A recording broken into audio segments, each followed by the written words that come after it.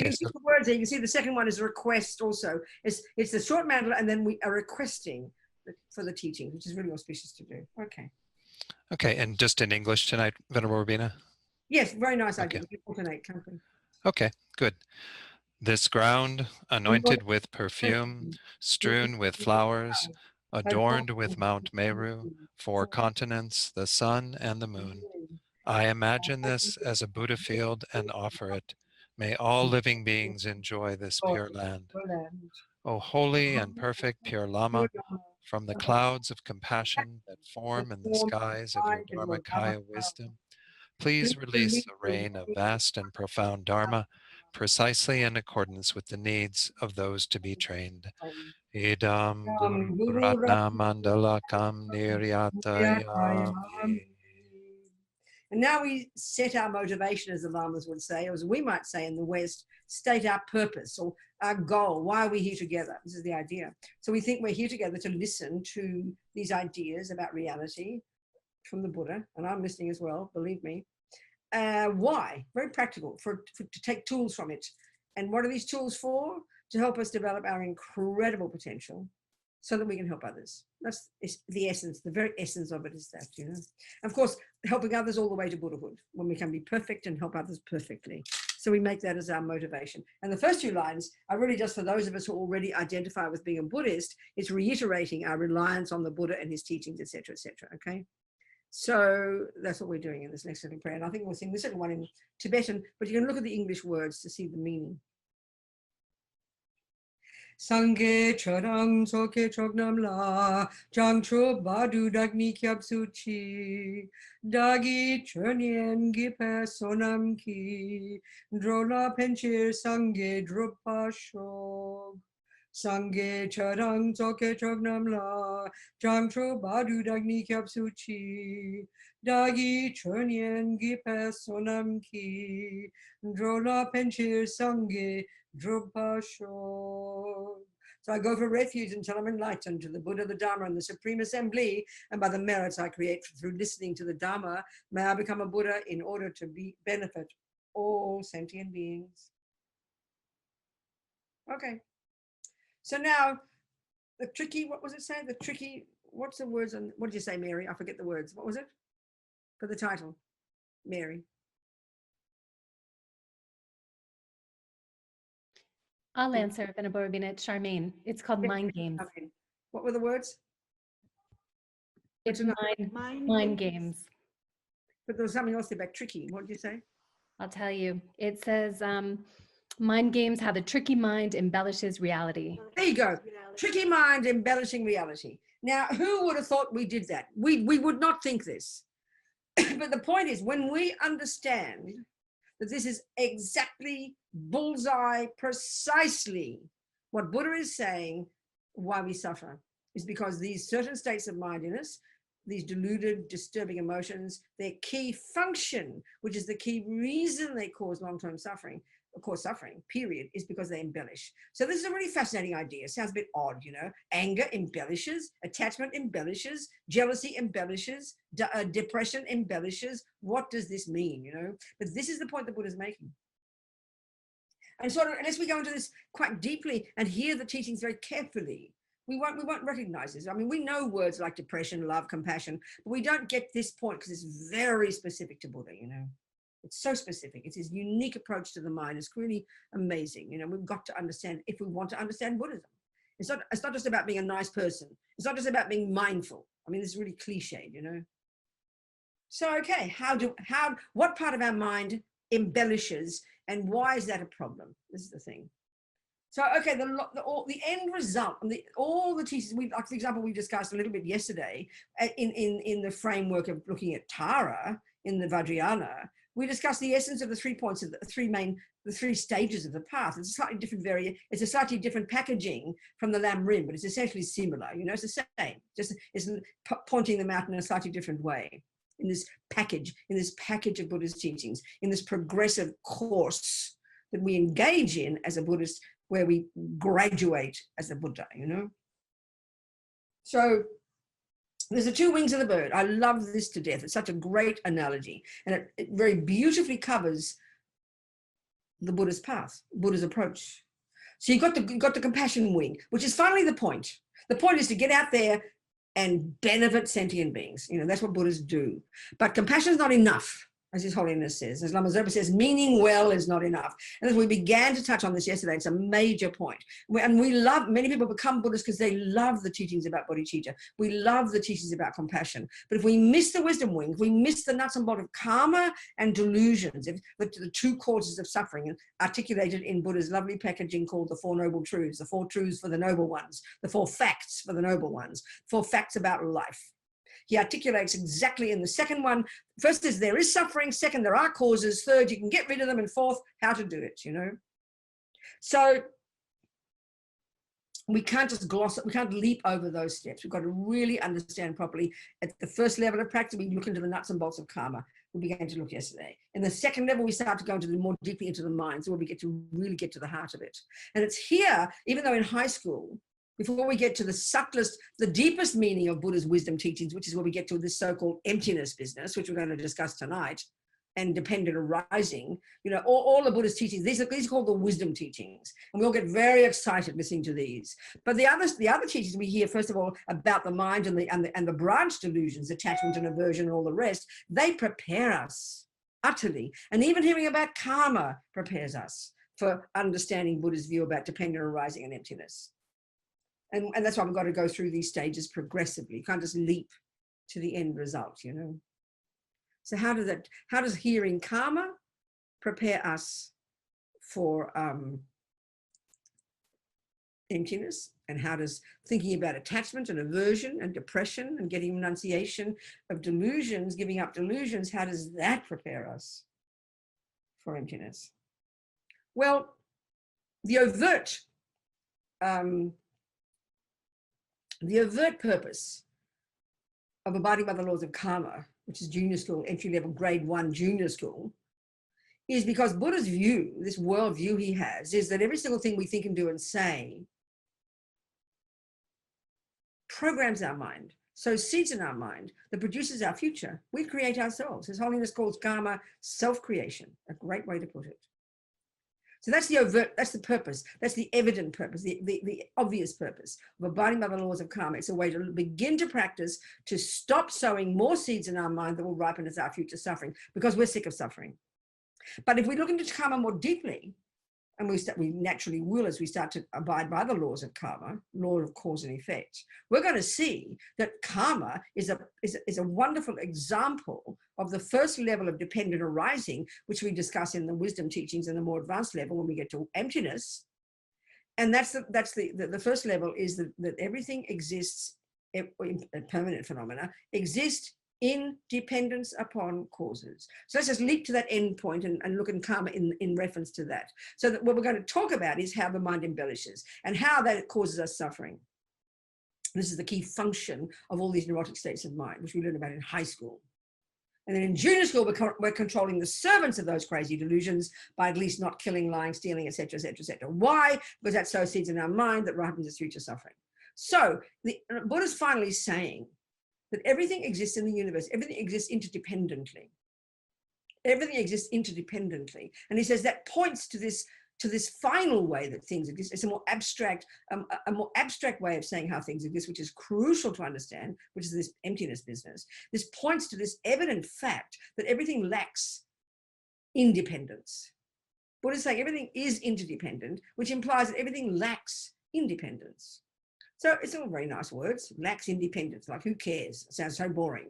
So of course we have to understand what he means by these words. Like all words in any body of knowledge, you can't just make up your own definitions. You've got to know what he means by this. Independent is a very simple word the world uses. We've got to know what Buddha means by this word. Everything lacks. So the fact that he's presenting that everything is existing interdependently, the lovely phrase they often use in Buddhism, they do use in Buddhism, as His Holiness said, as the Buddhist slogan, is everything is as a noun, a dependent arising. Everything arises, exists, comes into being, there's different ways of putting it, in dependence upon various factors. And one way of presenting this is Buddha's telling us that everything exists one way of presenting this dependent arising in terms of 3 levels. And roughly speaking, they are levels of dependent arising, levels of way that things exist that Buddha is pointing out and arguing with the views that were prevalent at the time, that he diverged from, the views of the previous amazing Indian scholars and yogis. So the very first one he presents in terms of dependent arising, everything in the universe, all the impermanent phenomena that we know, all our states of mind and all the things, you know, that we grasp at and cling to and make us happy and suffer, they all exist at the first level, which is exist in dependence upon causes. And karma is exactly that. It's the law of cause and effect, that this person comes into existence, is existing in dependence upon causes. So Buddha is specifically telling us, lots of causes out there. Yeah, mummy, daddy, grandpa, the man who punches you, the person who gives you money, they're causes, but he's dealing with the essential causes, the main causes. My mind, you know, my mind, which goes back and back and back, and that does things. So this law of cause and effect, the law of karma, is a perfect example of the dependent arising of me. So it's a powerful way to lessen the grip of ego grasping, to lessen this root delusion that Buddha, which we're discussing, we're going to start attacking at now, looking at now in relation to how these deluded minds embellish, in particular the root delusion.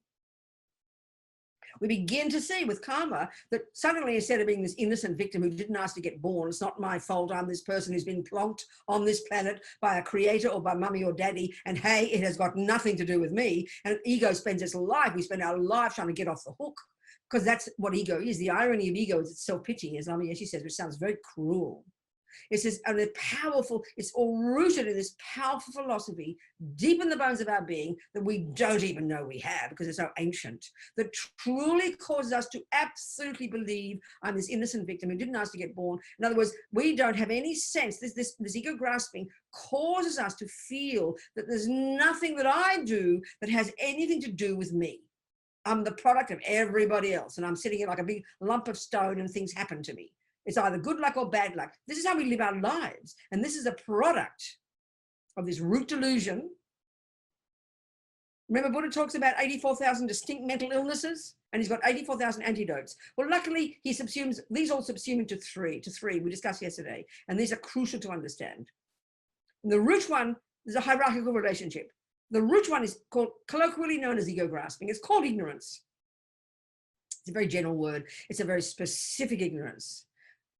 And it's known colloquially as ego grasping. This gives rise to this bottomless pit of emotional hunger called attachment, and then the panic attack of aversion when it doesn't get what it wants. And these three run our life, essentially, especially attachment and aversion in daily life. But they're rooted in, underpinned by ego grasping. We're going to get to that one now. In high school, in junior school, we control the servants of these delusions. They just don't kill, don't lie, don't steal. Why? Because of the dependent arising of cause and effect, that everything I think and do and say programs me and produces my future. So getting in touch with that already is a powerful antidote to ego grasping, and therefore a powerful example of dependent arising, which is, as Lama Yeshe puts it, the king of logics that proves emptiness. So already beginning by thinking about karma, we're already chipping away at ego grasping. Not overtly, but this, if we look back, we can see this. It's marvelous. Now we get to high school and we start to get to the root of the problem. In the second noble truth, there are two causes: karma, action from the past, driven by a delusion. And we look to the model of the mind, Buddha's model of the mind, which is so important to understand. All the millions of thoughts and feelings and emotions in this mental consciousness of ours can be divided into classified into three groups. It sounds almost absurdly simple, you know. We do not talk like this in neuroscience or psychology, that's for sure. Those are the neurotic, ridiculous, over the top, disturbing, the voices of ego grasping that embellish, lie, are delusional and deeply disturbing and cause us to be ridiculous and perpetuate samsara, you know. So we've got to get into these now. Why? Because they're the source of suffering. And Buddha happens to tell us, remember in the word Buddha, we can get rid of this stuff. This is not at the core of our being. This is a pretty profound point. Now we're getting closer now to understanding the embellishing business. We're getting closer to the embellishing business now. We don't need to get to emptiness. We don't need to get to ego grasping to see how that embellishes. It does, and it's the root and the main embellisher, the main lie, the main delusion. And that's described in great detail in all the text, you know, how that is the presence of it in our mind is causing us to not be in touch with reality. We don't need to get to that to recognize this. We just got to look into attachment and aversion and depression and anxiety and jealousy. They are all embellishes in the same way. They're described differently in the text. There's great detail one can go into when one studies it. But generally, they have this function of causing us, the extent to which they're present in our mind, they definitely cause us to be disturbed, deeply feel a great, enormous pain. But the actual function is to lie to us. These states of mind are liars. And the word in English is delusion. It's a brilliant word. You look in the dictionary, it means if someone accuses you of being delusional, they're accusing you of not being in touch with reality. And that's a very powerful concept in psychology. And that is exactly what Buddha is saying. It sounds hilarious for us. It sounds shocking to hear this, you know. Now I say it seriously, but it sounds like a joke. Buddha's telling us we're all delusional. It's just a question of degree, that's all. It's not a joke. It's quite literally true when we understand what Buddha's saying. You know, this is an amazing, important point to understand. Then we can understand what he's saying, and then we can understand the methodology. And then we can, and this proves also emptiness, you know. It proves Buddhahood, in fact. These delusions, you know, how they function. It proves that we can remove them, and that proves how we can become a Buddha. So, attachment, we talked about in high school, begin to really get to renunciation, based upon controlling our body and speech, taking more responsibility, becoming more accountable, becoming less of a victim, less blame, less attachment. We now get to those actual states of mind, when we get some shamatha, and we can really begin to unpack and unravel the contents of our mind, which is what day-to-day practice is all about. So attachment and aversion, if we can just understand these, is already profound. This is not how we talk in modern psychology. It is not how we think in neuroscience, no way. Our preoccupation in the external world, in our modern world, in the philosophical materialism, is we're preoccupied with the externals, with the physical, with the brain, with the DNA, with the genes, with the people, with the events, with mummy, daddy, grandma, grandpa, and back to the monkeys. That's our concern, because that fits with our philosophy and our method of explaining what is happiness and what is suffering, who is Robina. Buddha's got his own thing there, but his main concern when it comes to the mind is only the mind. It's very intense, very direct. We have to become intimately familiar with our minds. Why? Because what's in our mind is the source of happiness and suffering. The main source, directly, the main source. It takes a while to even hear these words. It's too shocking for us. So when we begin to see these delusions and these three main toxic emotions, the summary of all those 84,000, we take the two, attachment and aversion, the main voices of the root one, which we're going to get to in a second, we're going to see that the way they cause us suffering, and this is the Buddha's point, they're the causes of our suffering. The way they cause us suffering is that they cause us to be living in la la land. They cause us to not be in touch with reality. And this is the part that's hard for us to see. So when we think of anger, we think of an enormous emotion. We think of the body. We think of if you see a person angry, you see the shaking body, shouting, yelling, spit coming out the mouth, eyes wide, tears coming, irrational words coming out of their mouth. So what you see is immense emotion, you know. Well, actually, what you're seeing is the body. And the body's not anger. The body's not anger at all. The mind is anger, and the mind, and so this is the point. If you do like an analysis, if you write down what that person says, you transcribe exactly every word they say. So it's kind of true. It's kind of, first of all, it's clear that they're really kind of talking crazy words. There's no proper coherent grammar. There's no proper, you can't put full stops and commas in there. And there's all these exclamation marks and half-finished sentences. And when you look at it very carefully, you will see that they're extremely exaggerating. And we know this. Our mothers would tell us, you make a mountain out of a molehill. This is profound. This is exactly agreeing with Buddha's point. And that anger, it is embellishing. So, okay, now sometimes we think anger is not an embellishment. When you get murdered and raped, you don't think you're embellishing your anger, but still that's not, it is definitely true, Buddha says, and that's hard to see. But think of ordinary examples in our own life, or think of a child who suddenly has an angry fit, is screaming and kicking and yelling. I mean, it's like the whole world has collapsed, isn't it? But what happened? You know, they didn't get what they wanted that second. We get that even when we're not babies anymore. So clearly the person's having a serious mental breakdown.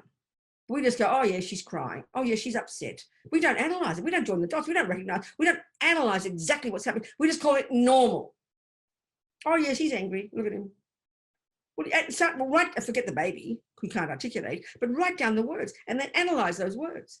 If I'm angry with someone, if I'm angry, let's say with Mary, and I'm screaming and shouting at her in this relationship we're having, you did this, how dare you do this? You are evil, you're the worst person, I cannot believe how evil you are the cause of all my suffering. We will say that even when we say it quietly. Oh, you always say that, we'll say. You always do that, we'll say. Always? Really, Robina? All the time, as soon as we're heavy, there's strong emotion there, it's evident that it's exaggerating. Now, that's a horrible exaggeration. It makes us feel terrible. But what if I'm in love with Fred or something? Let's say I'm in love with Don. Let's just say, who knows? Where's the man there? Don's a man, isn't he? He'll do. My friend Don. Again, Don. Let's say I'm in love with Don. So for Mary, she's my enemy because she's mean to me or whatever she did. She might have just blinked at me wrong. But, as far as I'm concerned, she just collapsed the whole world. So my anger was the main story there that is embellishing her ugliness. And now if I'm in love with Don, that's the other extreme, which is this attachment now. I've got my attachment glasses on. We know perfectly well that he looks to me like the most divine person I have ever known. I'm completely in bliss. I think about him 24 hours a day. I think he's the most precious. You can't imagine how divine Don is. He's the most amazing. I mean, I read all the newspapers, right? And I love it, particularly New York Times wedding pages. They call it love now. They don't just call it wedding. It's too boring and old fashioned, So I love reading about these people. I mean, I'm being sarcastic. I love reading about couples who come together and they always feature one main story, how they meet each other, and then they say some things about each other. And then 20 years later, you read about them when they divorced, or even 10 years later, or 5 years later. So when the beginning is attachment, I'm not being sarcastic here. We all know this. We know it. It's painful. But when Don is totally divine, everything about him, from his tip of his hair to his little toenails, everything about Don is divine. And I remember this. I remember being obsessively in love with people. But everything about them, their smelly socks, everything's divine. So we joke about it, but this is exactly proving Buddha's point that, excuse me, guys, give it a break, calm down. Attachment's gone berserk and it is completely embellishing Don and making everything look divine. But see, attachment doesn't just do that. That would be nice in a way. If I can just embellish Don, I think he's a lovely guy. But doesn't just do that. But then, because it's coming from this emotional hunger, it then dumps all that onto him. And then I assume it's his right and responsibility now, because I'm in love with him and he's divine. That means my attachment, the next level of, which is the worst part, it demands that he do everything I want every second. And then so the attachment now is embellishing, exaggerating his role in my happiness. I make him totally responsible for my happiness. So the second he doesn't do the right thing, the second he chooses breakfast too loud, the second he leaves the toilet seat up, the second he just even does a slide, doesn't look at me perfectly, I am shattered. Now we know these experiences and we call them emotions, but forget your body. What we're describing is these conceptual stories, which are attachment and aversion. And we run between them like drunken sailors 1,000 times a day. So when aversion is prevailing, the person, the event, the thing looks horrible. If attachment is prevailing, it looks divine and delicious. And you go away from the ugly thing because you think it's the cause of all your suffering, and you go towards the lovely thing thinking it's the cause of all your happiness. And we are going from pillar to post like maniacs, drunken sailors all day, or up if you like. And again, don't be insulted. Sometimes people tell me off for saying this, but we're all bipolar. It's just a question of degree. And I am not lying here. The analysis of one analysis of the mind when it's very extreme up and down, but manic depressive it used to be called, bipolar to some degree, fairly normal levels of it. We've all got it, and that's attachment and aversion. Overexcited, up, down, and then collapse, go down, up and down like yo-yos. This is the human condition. This is the suffering of the human condition. And Buddha has this delicious analysis that's been around for several thousand years. Okay. And the key function here is these states of mind when we go beyond the emotion, and that's the key in high school practice. Once we get some meditation going and we start to be our own therapists, as Amiyashi beautifully puts it, we listen to these conceptual stories, these elaborations. They are elaborations, and we can write them all down, and we would be absolutely mind-boggled at the demented stories we're talking to ourselves all day, but we don't listen 99% of the time. They're going on all day. And as Lama puts it, and this is so shocking, but listen to it, it's true, that the vast majority, all human beings, have absolutely no idea that what goes on in our mind, all these thousands of stories raging on, play any role at all in our lives. And I would say not only that, but not only do we not know that what goes on in our mind plays any role in our life, we don't know what goes on in our mind, period. This is how demented we are, how disconnected we are from ourselves, because we're so obsessed with the outside world. So all the suffering we have in daily life, ordinary anxiety, ordinary anger, ordinary jealousy, ordinary depression, stuff that is so utterly normal with all beings to one degree or another, is because we are living in these demented states of mind, these very specific ones that are misconceptions, delusions, embellishes, exaggerators. And we have to get to see this. And what do you do with it? Well, when you know that you're exaggerating something, you get to see reality. So this is not the way emptiness yet. This is the ordinary delusions do this. And when we really see this at this level, high school, where it's not difficult to understand emptiness. Conceptually, to understand the way ignorance functions, the root delusion. So let's look at the root delusion, because this leads us to karma, and dealing with our mind, junior school, high school, lead us inexorably to this next level of the wisdom wing, to unpack and unravel the deepest delusion, so we can get the hell out of this mess, and then add the compassion wing to it, so we can become a Buddha. Okay, it's called ego grasping, colloquially, lovely term. No, literally, the word in English, ignorance. But of course, like all these words, got a specific definition, okay? So this ignorance is like double trouble ignorance. Regular ignorance is easy to fix. My sense is if we had ordinary ignorance, which is I don't know. So you say to me, what's that, Robina? I'll go, oh, I don't know. And you say, well, darling, it's a thermos. It keeps your tea warm. I say, oh, thank you very much. I've just learned what wisdom is. I've just got wisdom. Now, if we had that ignorance about the reality that Buddha's telling us, well, I think we'd get enlightened in a couple of years. But the ignorance we have got, and this is the tragedy of it, is this, it's like not only do we not know how things exist, and this even itself is an abstract statement. Whoever thinks of trying to understand how things exist, what's that got to do with the price of fish will think? What the hell has that got to do with happiness and suffering? Well, everything as far as Buddha is concerned. Everything, because the extent to which we're not in touch with reality is the extent to which we suffer. So the method is to deconstruct those delusions and see how they're lies and argue with them, so we can then become happy. Quite literally, that's what Buddha's saying. So this ignorance, then, not only do we not know how things exist in their bones, there's a very specific way Buddha's talking. We not only do not know how things exist, we actually believe 1,000,000,000% in the exact opposite. I've got to be more precise there. It's a bit like, not only do you not know that's a thermos. It's a thermos, okay? It's a thermos cup. Simple example. Not only do you not know it's a thermos cup, I mean, this is a vague example, a silly example, but it's to show you. Or no, even the color. So the color, even, not only do you not know that's black, you don't know it's black, but you think it's pink. So not only do you not know the truth, it's black, you think it's something else. And so you've got to rip away the lie, and you're attached to that lie. You are completely attached to the lie that it's pink. You've been believing it's pink since the beginning of this time. You know you're right. You're not going to believe anything anyone says, but because it's not pink, and when you say to me, please pass me that pink thermos, and I'll say, I don't have a pink thermos, you'll think I'm lying, you'll freak out, you have a panic attack, because you know I've got a pink thermos, but it ain't pink. So not only do you not know it's black, you think it's something else. So and we've clung to those lies. This is why it's to do this job of unpacking and unraveling these lies in our mind is so painful, because we are addicted to the lies. We can't even see we have these lies, but we grasp at them primordially. So what's Buddha saying then? What's the particular lie that Buddha is telling us?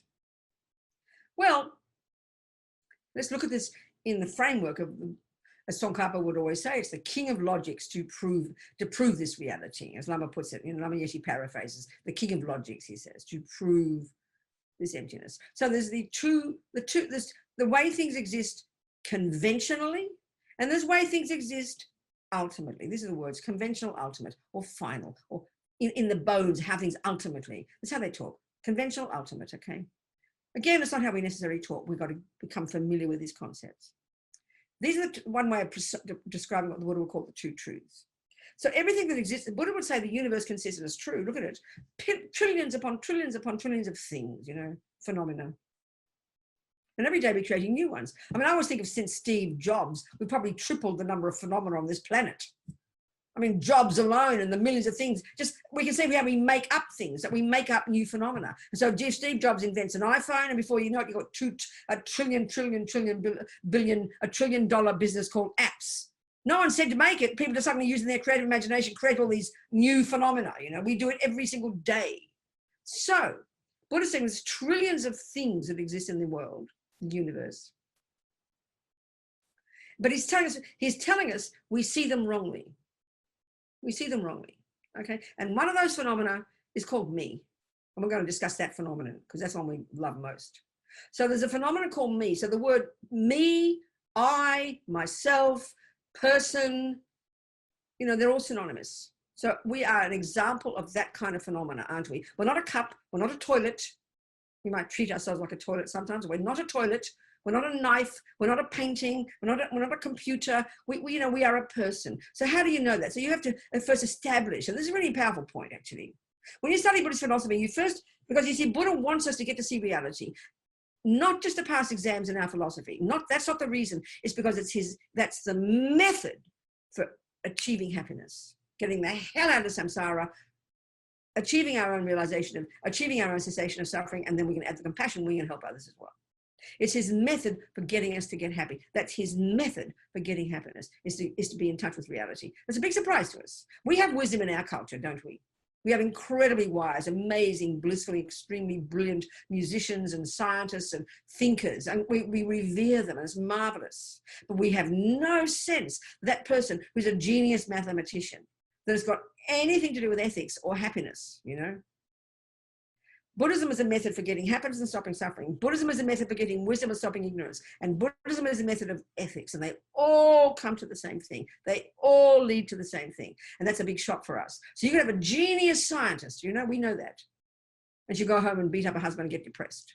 Because we see no relationship between having wisdom and having happy or being ethical. But for the Buddha, it is impossible to have wisdom without ethics. It's impossible to have wisdom without happiness. It's a very fascinating view. And when we understand this, it's very kind of holistic, you know. So Buddha's saying, back in the Four Noble Truths, that the main reason we suffer, there are two karma delusions. They substitute to one delusions, these lies, these embellishes, these misconceptions. So this seems almost too simple, but why do they cause suffering? I'll tell you why. It's very easy, but it's too hard for us to see this. If you've got a $5 note, but you believe it's 50. Think about the consequences of this. You utterly see 50. Nobody can convince you otherwise. You absolutely see 50. So every time you see that note, you get happy. Every time you see a $5 note, you see 50. And every time, because you're addicted to this process, you get so excited, you can't wait, you're full of anticipation. You go out, you spend $50, and then you only get $5 worth. And what's going to be the consequence? You'll be devastated. You'll be disappointed. That's samsara. For eons, we see everything through the lenses of these lies, believing in things that don't exist. And that's why we're always disappointed. This is the reason we suffer, although it's hard for us to hear that. So when you first study Buddhist philosophy, anyway, back to that, we learn, Buddha wants us to get to see reality, to see what exists and what doesn't. So he starts telling us, he divides all the contents of the universe into, you know, he says we've got to first establish even the words we use. So we've got 7 words. We've got existent, phenomenon, object of knowledge, established base.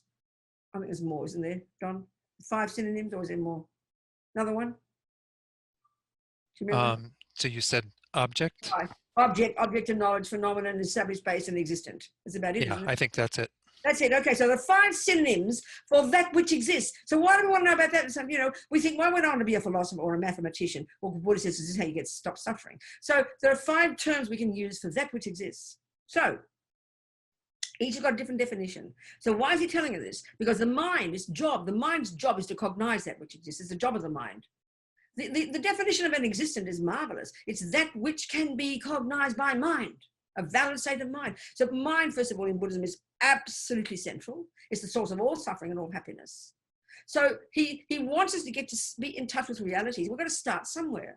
We've got to start somewhere. So he says, let's establish, first of all, what exists. If we're going to discuss, so he says, okay, because of these delusions, I'm looking at the root delusion now, because of all these delusions in our mind, everything that does exist appears back to us wrongly. Everything appears back to us wrongly. So if it's attachment in your mind, Don will appear more delicious than he really is. I'll always be disappointed because he won't fulfill my wishes.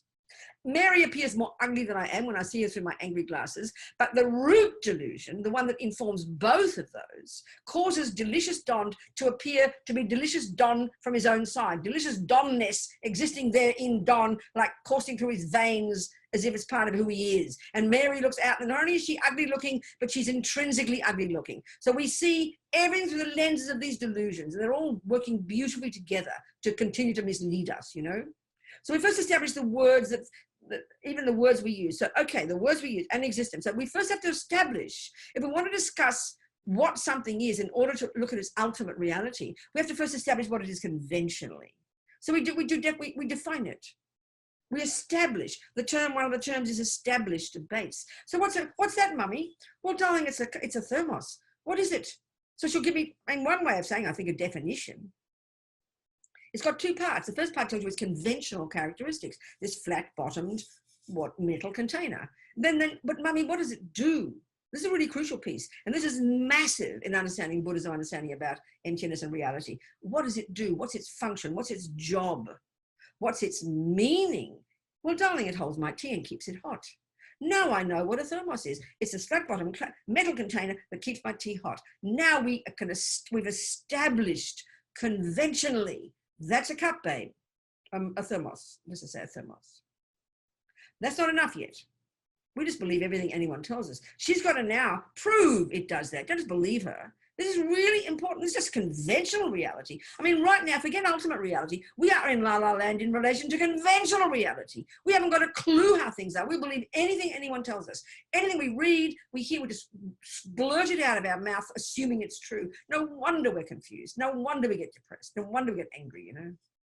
We don't use our common sense. Because you got to prove what it is. So she pours the tea in. And we see that it fits the definition. There's more to it even than that, but this is good enough here.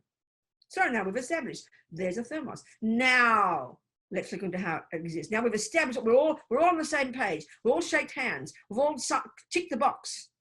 You know, check the box. We now agree that is a thermos conventionally. Now, if we don't do any analysis any longer, already we're at least on the right track. We can start to communicate, and we all know it's a black thermos. So at least we're not going to argue. Pink thermos, blue cup. We at least got conventional truth. Half the battle is this. We can just even conventionally agree with each other on things. We'll be having happy relationships, you know? At least I'll stop believing that Don is going to make me happy and believe it's his job. That's a misconception. Conventionally, that's a load of rubbish. It's not his job to make me happy. So we get even conventional reality, we'd already have a happy life. But Buddha says there's more to go, baby. So what he's saying, and this is where it gets puzzling to us now, not only we're now at least on the right track with the cup. Now let's look at the other truth, so-called. It's ultimate reality. It's ultimate reality. How does this finally, like what it is, you know, essentially. But first you establish convention. You can't go anywhere until you first establish a cup you're talking about, a thermos. You know, if you think it's a thermos and I think it's a toilet, we'll never communicate. We've got to first agree it's a thermos. We tick the box, agree with each other. Okay, so now how does it exist? How does it exist ultimately? Well, let's take the object, as I said before, that we all love most, which is called me. We fit the definition of a phenomenon called person. We're an established base, an object, a phenomenon, an object of knowledge. All those terms used for that which exists. So I forget what the definition of a person, though you create karma or something, whatever the definition is, I forget. So we are that kind of phenomenon. So let's look into how we cognize the self. It's the same logic for all phenomena, but this is a very delicious one because it's me, you know, it's a deeply personal one. Buddha's telling us that this ego grasping, this ignorance, this maripa, unawareness, ignorance, ego grasping, the root delusion that gives rise to attachment, that gives rise to aversion, and all the other 83,997 mental illnesses. This ego grasping causes us to believe this is at the very first level, and I'm a bit conflating the first and second. There's 3 levels of dependent arising. I didn't say that, but I'm saying it now in this particular way of presenting. The first one is that The I comes into existence in dependence upon causes. Now that's karma, baby. Already fantastic. Loosening the grip on ego grasping. It's not overt at that point that we're not thinking about dependent arising, but that's effectively when we start to understand it, that we're getting that from it. So this person comes into existence in dependence upon causes. I remember Geshe Tekchok, my philosophy teacher, who was studying Dura, and he used the example of the phenomenon called Robina, which of course is why I remember it. And he said, it can be said that everything in the universe up to the first moment of Robina is validly a cause and a condition for the existence of Robina. Well, I know when I heard that at the time, he didn't go into it. I thought it was pretty cosmic. This is logically true. This is the dependent arising of causes. This thing, start with any part. Robina, one of the main causes of Robina we know is my mother. Well, what's the cause of my mother? Her mother. We start trying to find the first mother, please. You go back to the beginning of this time. We've got mother, dependent upon a previous mother, and you go for eternity. Look at the daddies, and look at the millions of causes that have to come together to produce the package called Robina. When we talk about IKEA, billions of bits in there. Each step goes back to a previous, which goes to a previous, which goes to a previous. And he said you can go back to the first moment of the universe. Everything in the universe up to that moment can validly be said to be a cause and a condition for the existence of Robina. There's a logical statement. You've got to think that through. So that's causes, first one. Second one, more tasty, not the subtlest yet. And there's a third one. Well, let's look at the second one. It's very delicious, extremely delicious, you know.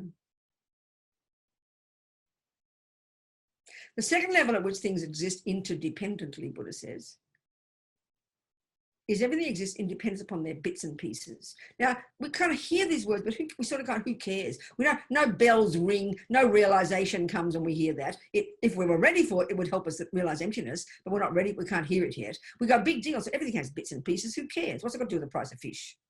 Well, let's look at this, Buddha's point.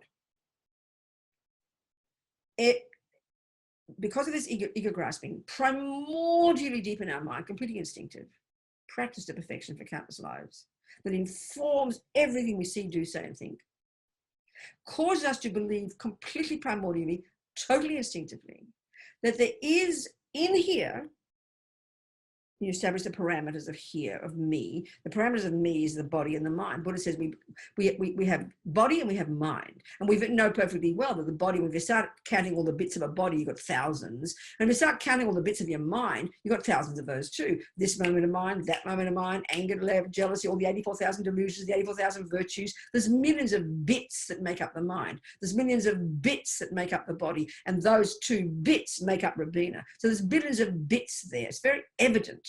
If you had to, you know, when you get, I like the IKEA example, you bring all the bits home and you construct it into the chair, the table, the wardrobe or something, isn't it? So Robina is a construction made up of many bits. This is logic. So now, Buddha says something like this, you know, because of this ego grasping,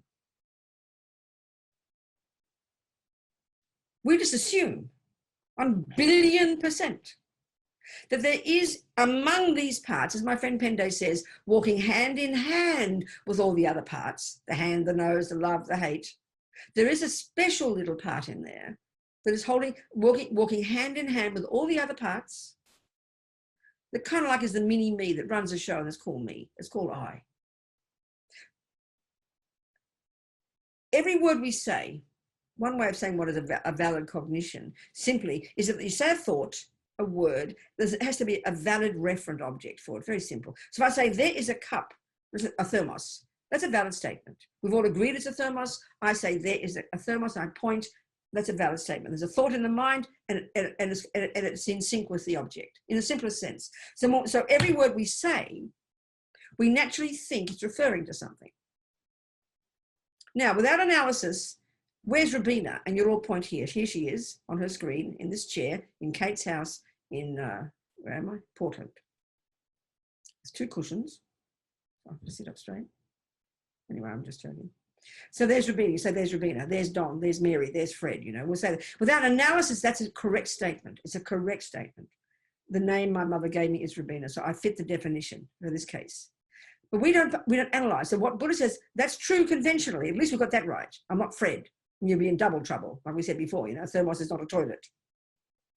least conventionally was right. But he says we've got to go further, because he says implicit in that is a massive mistake driven by this ego grasping that is giving an extra status to the word Robina, as if there is a valid thing in here that bears the label I. So let's do the analysis. Let's do the analysis to see how there isn't one, and we don't need one. The bits and pieces do fine running the show, but we are convinced there has to be a little boss in there. And interestingly, this philosophy of this intrinsic I, the Christians call it a soul, the Hindus call it an Atman, the Greeks call it an essence. We call it I. You know, we give it, this ego grasping embellishes the status of I.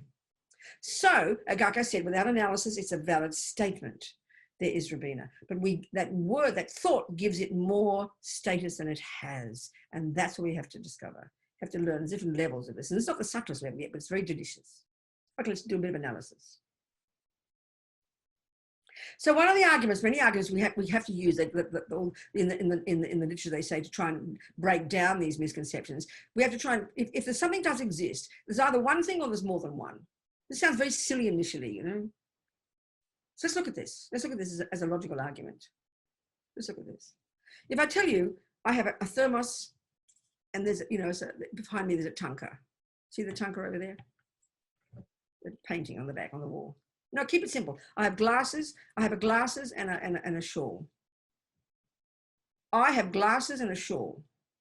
No, it better not be part of me. It's easier. I have a cup, a thermos, and a tanka. Okay, so let's look at the number of noun. I think phenomena. The mind. It seems to me the mind kind of cognizes things as nouns. I'm sort of saying this.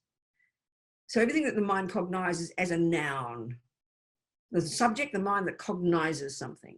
So, how many phenomena did I just mention? I'll say the sentence again. I have a thermos and a tanka.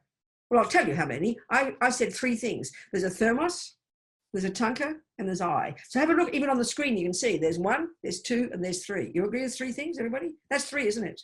Would you agree it's three? Would you, I'm sorry, you're agreeing with me, it's three. There's three, and you can, and the point is this. What's it mean, three? It means that in this state, the most extreme way of being separate and independent, the tanka, if there are three things, you have to point out three things that don't depend upon each other for their existence. So the tanka can burn. My cup will still function as to hold my tea. Robina can drop dead. The tanka will still stay on the wall. I mean, it's obvious that there's no relationship except the fact that I say they're mine, but they don't, this is the crucial point, they don't depend upon each other to do their job. There's one understanding of dependence here. It's very clear, isn't it?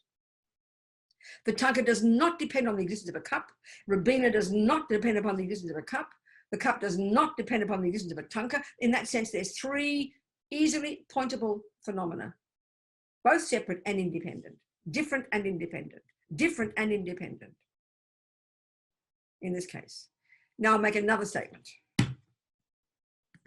I have a nose and a foot. I have a nose and an ear, okay? So, three nouns, look, I, pronoun, I, nose, ear. Think about this, eye, nose, ear. That's three phenomena. You agree it's three phenomena? Eye, nose, ear. That we've got to point out three independent phenomena. Well, the nose, you cut it off. My ear works beautifully. You cut my ear out and you block it, my nose will still blow snot and breathe air. Very clear. So in this sense, simply an ear to do its job and a nose to do their job, they don't depend directly on each other. That's very clear. So you can isolate two separate phenomena, two independent phenomena. Here, separate, different and independent. Now, the tricky bit is the third phenomenon. I just said the word I, didn't I? So what this ego grasping, very roughly speaking, and this is a gross example, is causing us to believe that just like you can find the nose, that isn't the ear. And just like you can find an ear that isn't the nose or the eye or the hand or everything else, you're going to find an eye, a little special little me in there, little mini me. That's the kind of the puppeteer, the boss, the manager that is sort of like is separate from. And what's the proof of this? I have an ear. If Don says, you got an ugly nose, Robina, there's another way of saying, you got an ugly nose, Robina. I'll say, don't you dare insult me. He'll say, I didn't insult you, Robina. I insulted your nose. That's why we say, don't take it personally. But it's literally true. As Babanka says, you nearly fall off the mountain. He says, I nearly fell off the mountain. Don't be silly. Your body nearly fell off the mountain. Because the point is this, is the different things.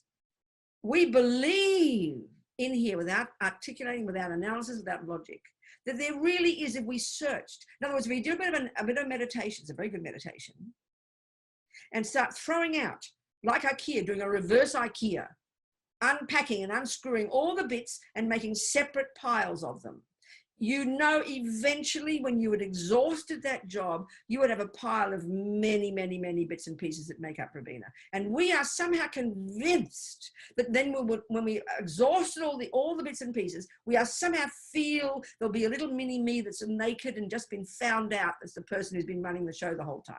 I mean, speaking very loosely, but it's look how we feel. Everything we think relates to the eye, the body, the eye, the nose, everything is the one way of saying it is the possession of an eye. We say those words. I have a nose. There's two things. Now this is the point here to prove. The fact is, Buddha says there is an eye, but you can't separate. And this is another point. If there were, listen to this, a separate independent eye, just like that, and there's another thing called an ear. There's an independent eye, an eye that's not an ear, and an ear that's not an eye. That's the point about two things. If there's two things, there has to be an ear and an eye. So if there were, not this eye, the me. If there were those two, think of this. If there were two, then when the ear is insulted, when Don insults my ear, the eye is sitting there quietly going, oh, phew, what a relief he didn't insult me. And will look on with sadness and feel sorry for the ear. If there were a second piece called an eye, Buddha says, of course there's an eye, but you can't separate it. As Lama Zopa says, this is the other discussion. The name I is because the name I can't be the base of the name. So I is the name we give to the base, and the base is the body and mind. But we think it's all, so another argument is either we think it's a separate I that owns it all, or we think, oh, it's just all the I, you know, it's just all, this is all of me. These are the two main arguments we have. Either we think there's an I that owns everything, which is separate, or we think there's an I that just is everything, and both aren't feasible. So when you think the I is everything, as Lama Zopa says, the label I can't be the base. So let's look at this, let's analyze this carefully. Okay, the cup can't be the base. Why not? Oh, there's a cup. Just thinking without analysis, there's a thermos. There's a thermos, okay? There's a thermos. And I can validly say my thermos has a base. That without analysis, that's absolutely correct. My thermos does have a base. But the mistake we make, like the eye having an ear, we think there are two things there. Well, we can prove almost immediately there aren't. You take the base away, so you can then now look at a base. You can take the base away. Well, where's the thermos? You can't have a thermos that doesn't have a base. You can't have an eye that doesn't have its parts. But the eye is not the parts. The eye is not the parts. They're dependent upon each other, but they're different. They're dependent upon each other, but they're different. And these simple words like dependent and different and same, they have very casual use in our language. We must understand these if we want to try and understand emptiness. It's crucial. It's not just playing with words, it's massive, you know. So why is that? Because we start with defining something. Let's just start with defining something. We say, but all of it's me. This is just all me. Well, oh, you mean my ear is me? Yes, and my nose is me. Oh, that's interesting. Well, what's the function? What's the definition of Robina? Robina is the name we give, Robina is the person who exists in dependence upon her parts, who creates karma. But what's an ear? An ear listens to sound. That's not the same definition. They're two separate things. They're different. It can't be Robina and an ear. They're separate. They're different things. They're interdependent. You can't separate them, but they're different. So that's what we've got to try and understand. That's one point. And the other one is to think that you can find a separate eye. If there were a separate eye, it wouldn't be offended when Don insulted my ear. The eye would be in there. Like the nose is not offended. The nose is, if he punches my ear, my nose doesn't feel it. So if he punches my ear, my eye, if it was separate, wouldn't feel it. We'll be looking on feeling as relieved it didn't get punched. These are some of the analysis we have to do. This sounds kind of boring. It sounds kind of splitting hairs, but these are very powerful arguments. But we've got to learn the meaning of these words before we do it. This is the trouble, Not the trouble. This is what's delicious. So, okay, this is one little, what time is it? 7 o'clock, okay, 8 o'clock. So this is one kind of little approach. The thinking we have to do. So that's why we've got to have concentration. If you can't concentrate for more than a second, then you can't go think through this stuff. So I've got to have single point of concentration. Then the thinking is easy. You can do it like laser-like, sharp, brilliant logic. Quickly get a realization of emptiness. There's no question, The single point of concentration. It's very easy. Even a little bit of concentration. It's very powerful. So basically there is an I. How can there not be? It's absurd. Of course there's an I. But you can't point it out. You can't isolate it. You can't pin it down. We want to pin everything down. There it is. It isn't this and isn't that, but it's more tricky than that. It's more nuanced than that. As Lama Yeshe says, Lama Zopa says, when you realize emptiness of the I, it's as if there's no I. It's as if there's no I, but there is, dependent arising. But what does exist is so subtle, it's as if it doesn't exist. This is yogi talk, but it's very delicious. It's experience, It's powerful to hear this. So the point here really is to realize how this necessary, crucial relationship between these two truths. Tsongkhapa says right now we're living in the two extreme views, which are exact opposite. When we hear emptiness, and this is a major mistake, let's look at this one. When we hear emptiness, when we hear the words from the side of the person, there's not a single atom of an intrinsic person. There's not a single atom of an independent person. Independent of causes, independent of parts, and finally, independent of the name. Independent of the name person. When we hear that, we immediately fall into the abyss of the great mistake, as Tsongkhapa says, and we think, well, there's no I. So this is a really thing we should look into a bit. This is a really powerful, necessary point to understand, The thing is, this is true, if we started to search, if we did the search in meditation, which we need to do, looking for this little I in there, that's separate from the body and the mind, let's say, that one, which our language expresses, I have a nose. We did the analysis. It is really true. We would throw out all the bits. You chuck out all the bits of the mind, you chuck out all the bits of the body. And it is literally true that you wouldn't find a piece called I. But that is not the meaning of emptiness. That's the worst mistake we make. That's the worst mistake we make, as His Holiness says. The I isn't lacking or empty or not there, because you can't find it. You can't find it, but that's not the real premise. As His Holiness says, the I is empty, is lacking. The independent I is lacking, is not there, because it's a dependent arising. So of course we have to understand these things. This is the whole point. But at least these words can stop us from becoming nihilistic. And it's the easiest mistake to make. In other words, it's true when you look, you will not find a separate I. It's very clear you will not. But that's not the real meaning of emptiness. And that can become, therefore there's no I, might as well kill myself. The worst mistake. That's the abyss of nihilism. The commonest mistake to fall into. So let's look at this and try and comprehend it. Try and try and see how that's not true and see what is true.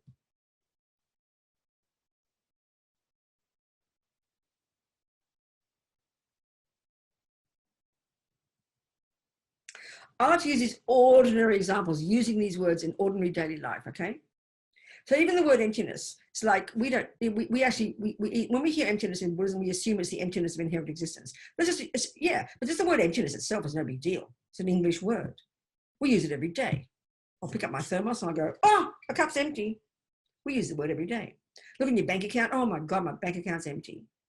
It means something's not there. It just means something's not there. That's all it means. Something's not there. It means lack or absent. So clearly Buddha's not saying, oh, I'm empty of tea or I'm empty of money. No, clearly not. He's saying everything is empty of inherent existence. And that's double trouble because what the hell knows, who knows what inherent existence is? That's another discussion. But the word emptiness, the simple sense of something not there, it's pretty easy. So and get used to the idea of it being that. It's a simple word. But what's fascinating, when we get this, is quite interesting. This is fascinating. The only person who will notice the emptiness of tea in their cup is the person who expects tea. This is a really powerful point to get. The only person who will notice that their bank account is empty is the person who expects money. If Don leaves me, I come home expecting Don, he's been there for 40 years. All I will notice when I see a note, I've left you for a younger version, or I left you for a boy, which is what he would have done, just say, or guess what I will notice in that house? Look at the main object of knowledge that I will never stop day and night seeing in my house. It's called the object called the absence of Don, isn't it? Isn't it? And if you come to visit me and you've never heard of Don, in a trillion years, you'll never notice the absence of Don because you don't expect Don. This is a major point to understand. It's a really powerful point. The only person who, like if you never thought you had cancer and the a doctor says you got no cancer, you'll go, so? I don't expect to have cancer. But if you thought you had cancer, if you believed you had cancer, if you're getting ready to die and you're saying goodbye to all your friends and you're pretty shattered, you're going through this experience of coming to terms with this terrible knowledge, and you believe 1,000,000,000% everything in your life is driven by this belief in your cancer. Everything you see, touch, taste, smell, in the center of your mind is this presence of cancer, devastating you. And then you go to the doctor and he says, you've got no cancer, Robina. It's like, you'll be completely blissed out. You've just realized the absence of a cancer, haven't you?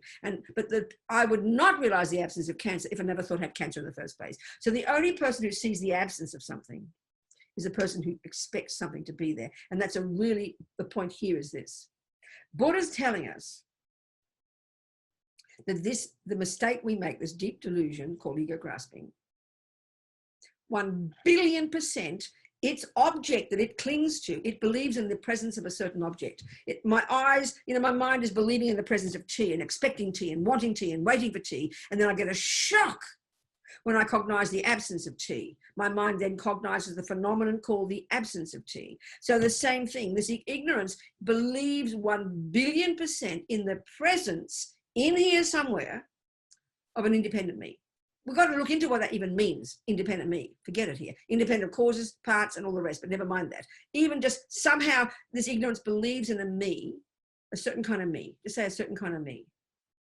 Believes it. And everything we've ever done, said, thought about is informed by that belief. Utterly, completely. And it's so intrinsic we would not even notice it.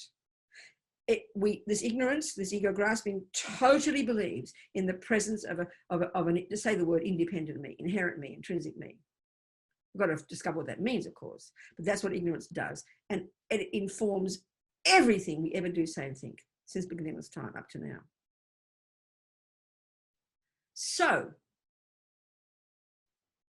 what Buddha wants us to do is to recognize the absence of it.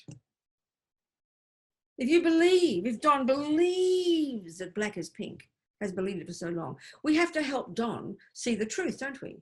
And this is the interesting about now not the non-holistic. This is an interesting example. Don believes this is pink. He believes in a lie. He's always believed, whenever black appears, he sees pink. So we can't just bully the poor man, can we, into believing the truth, seeing the truth. We've got to fix his eyes. And we can do that. It's easy. We fix his eyes. We fix his eyes. I will show him again a black thermos. And listen to this point. I'll show him the black thermos. His eyes are right now. But in his mind is a massive expectation and belief in pink still. But suddenly, he first sees reality for a second, but the thing he really starts to see, he gets the biggest shock of his life. He'll go, oh my God, it's not pink, he'll say. What he just cognized then was the emptiness of pink. What he, like, just for me, oh my God, where's my tea? My cup's empty. I just cognized the emptiness of tea. That second, I just cognized the emptiness of tea. And it's a real phenomenon. Abstract, but it's a real phenomenon for a person who believes in tea. They see the absence of tea when it's not there. When you've finally discovered you haven't got cancer, having believed in it for so long, you cognize the phenomenon called the absence of cancer. And it's a shocking experience. He see the black comes, his eyes are fixed, but he's expecting pink still. And he'll go, oh my God, it's not pink. He'll get the shock of his life. So what's the first thing he realizes? He realizes that there is no pink here whatsoever. There's no pink thermos, but that's not enough. Then he will realize that what is existing is a black thermos. That's the conventional truth. So we first have to recognize the absence of the fantasy eye. Then we realize the dependent arising eye. And that's what His Holiness meant when he said that's not the real premise. And that's when it's never nihilism. Oh, well, there's no eye, and there isn't. That's not enough. It's not enough to say it's not pink. It's not enough. He's got to see it's a bloody black thermos. Oh, there's no pink thermos. Well, what is there? There's a black thermos. Okay, this is conventional reality, but using these same principles. But clearly the emptiness His Holiness, the Buddha's talking about, is way more subtle. And the dependent arising is way more subtle. As Lama Zopa, that's why Lama Zopa says, when you realize emptiness, it's as if there's no I, but there is. But what does exist is so subtle, it is as if it does not exist. And these words are really powerful to understand. The two truths have to be together. You cannot have one without the other. It's nihilism otherwise, or it's their self-existence, the two extremes.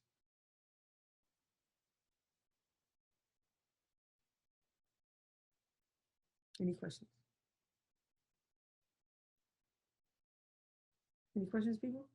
You don't need a break, do we need a break? We don't need a break, do we? Who's here?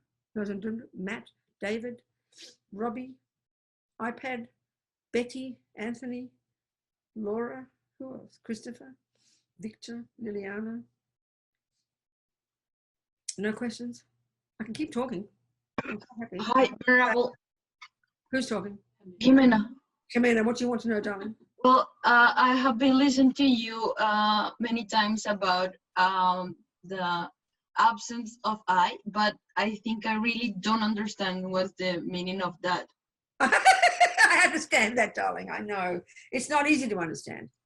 It's not easy to understand. You've got to, so if we're talking mathematics here, and we're talking physics, and I'm a physicist, and I'm telling you about relativity, and you're telling me that you don't understand it, that's reasonable, isn't it? Yes. Well, then what do you have to do then? What's the solution for you? Study more. That's it, baby. That's all. All I can do is my job and tell you the little bit I know. The rest is up to you. Okay. Okay? That's all. Okay. I'm not trying to be mean or nasty, but that's it. But don't worry. Every time we hear it, nothing goes astray in your mind, Buddha says. It goes in. So you nourish these seeds, even with the aspiration. I don't understand this, but there must be some meaning in there. Look at His Holiness the Dalai Lama. He's the proof of realizing emptiness. Look at Lama Zopa. He's the proof of realizing emptiness. Wow, I'd like to be like that. I'm going to keep studying it, and you get happy, okay? And eventually one day the penny will drop. Okay, thank you. One step at a time. Okay? Okay.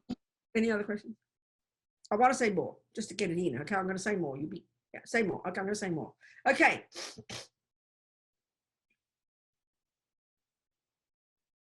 Now I forgot.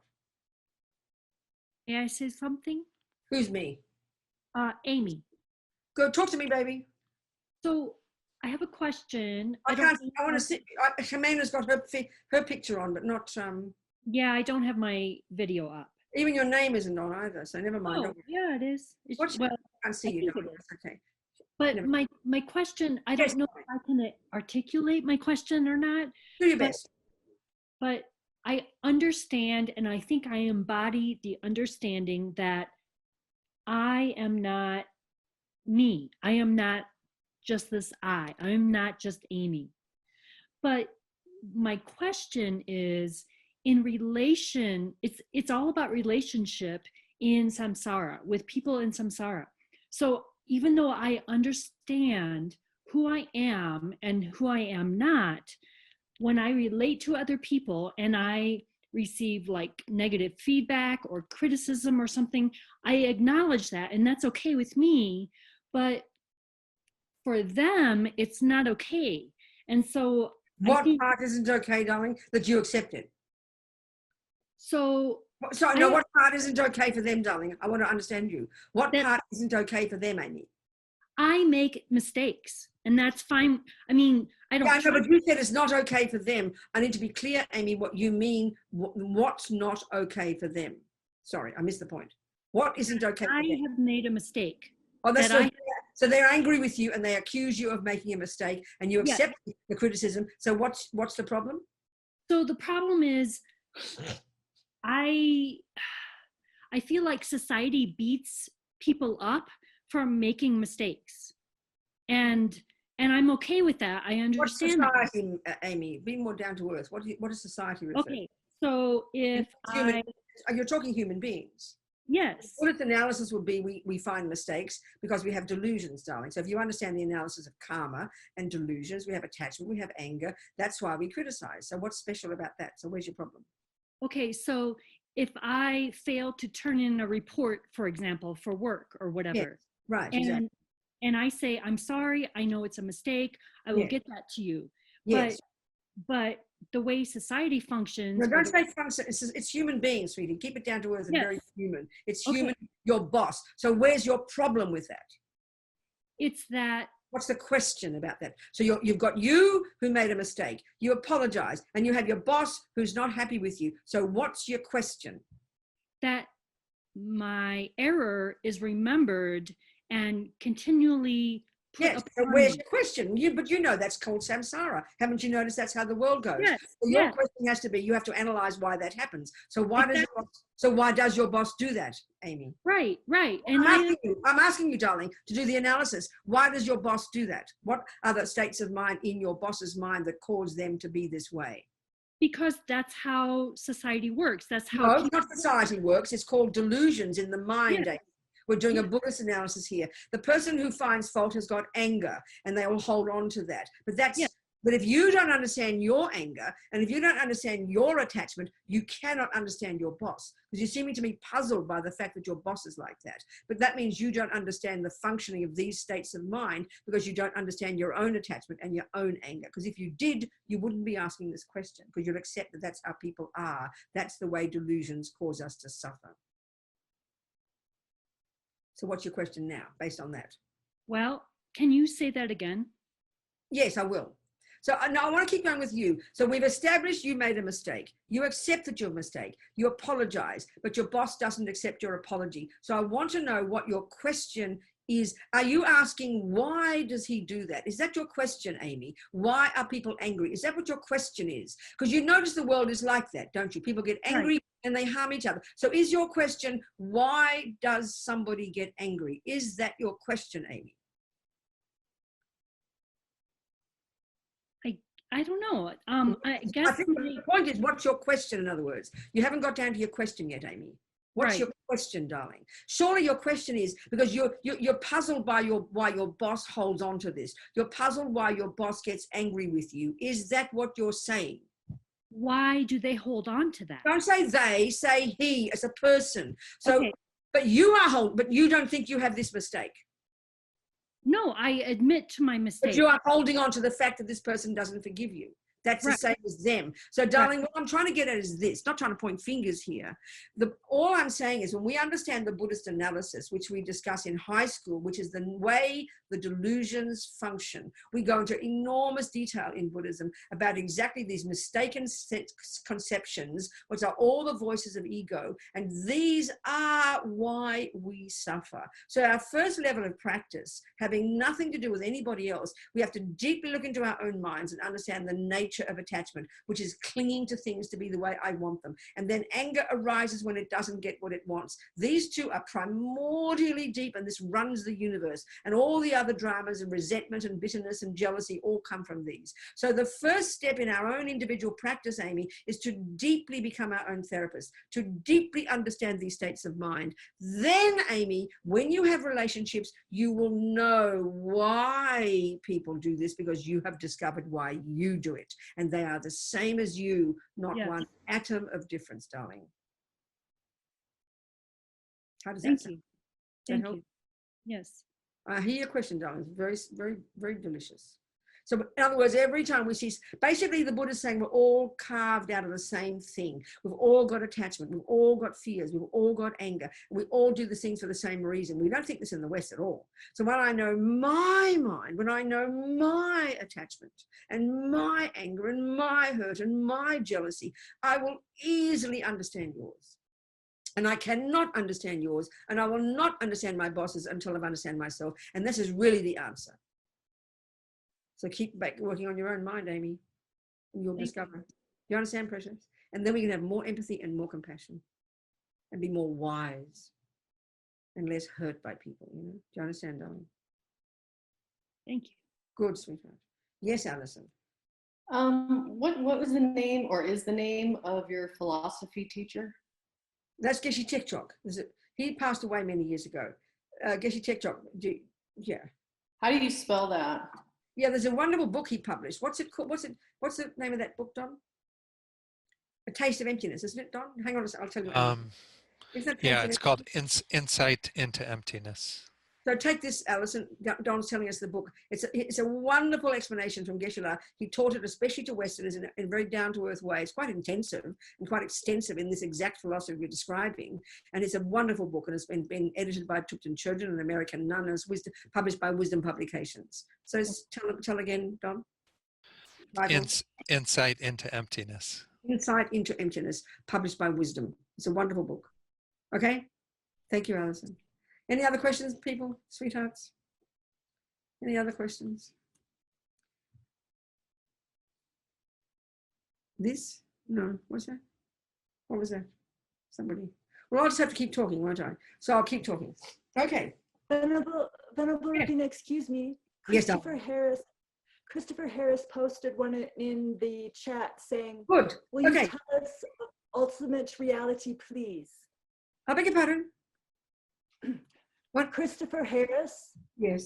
asked the question, Yeah. will you tell us of ultimate reality, please? That's all I've been talking about. It's his question. I know that. Christopher, I'm answering. chime in. So I'm answering him. I mean, all I've been talking about is that. But what I've been talking about is how things exist conventionally, which leads to the conclusion of the ultimate one.